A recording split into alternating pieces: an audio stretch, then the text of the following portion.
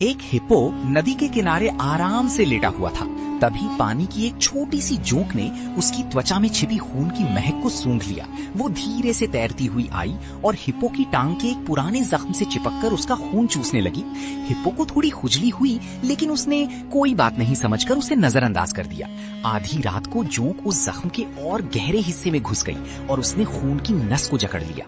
जब हिप्पो को दर्द हुआ तो उसने अपनी टांग को पत्थरों पर रगड़ा, लेकिन तब तक बहुत देर हो चुकी थी। सुबह होते होते उस हिप्पो की मौत हो गई। जानते हैं क्यों? उसे उस जोंक ने नहीं मारा, बल्कि उस छोटे से जख्म ने मारा जिसे उसने शुरुआत में नजरअंदाज कर दिया था। मनोविज्ञान में इसे ब्रोकन विंडोज थ्योरी कहते हैं। अगर घर की एक टूटी खिड़की को तुरंत ठीक न किया जाए तो लोग एक एक करके पूरी इमारत की खिड़कियां तोड़ देते हैं। जब बुरे लोग पहली बार आपकी सीमाओं को लांघते हैं तो उनकी आवाज और नजरें झुकी होती हैं। आपको लगता है कि वो थोड़ा सा ही तो फायदा उठा रहे हैं, लेकिन असल में वो आपकी सहनशीलता की परीक्षा ले रहे होते हैं। उनकी हर अगली चालाकी आपके इसी ढीले रवैये के कारण बड़ी होती जाती है। वो आपको आदत डालते हैं, आज आधा कदम पीछे हटने की, कल एक कदम रास्ता देने की और परसों आपकी इज्जत को पैरों तले कुचलने की। इसलिए अपनी मर्यादा और सम्मान से कभी समझौता मत कीजिए।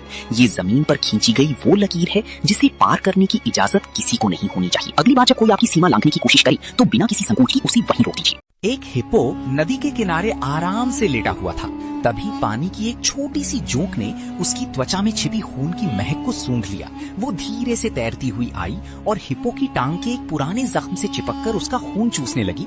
हिप्पो को थोड़ी खुजली हुई, लेकिन उसने कोई बात नहीं समझकर उसे नजरअंदाज कर दिया।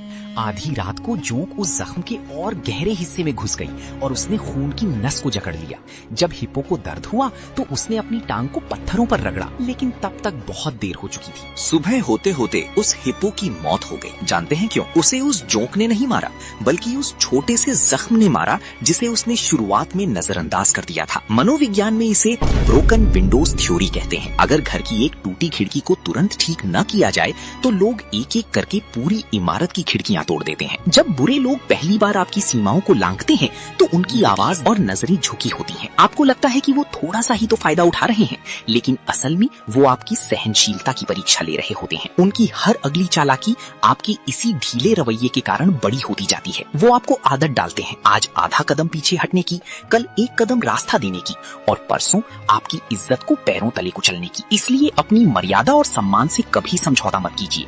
ये जमीन पर खींची गई वो लकीर है जिसे पार करने की इजाजत किसी को नहीं होनी चाहिए। अगली बार जब कोई आपकी सीमा लांघने की कोशिश करे तो बिना किसी संकोच की उसे वहीं रोक दीजिए।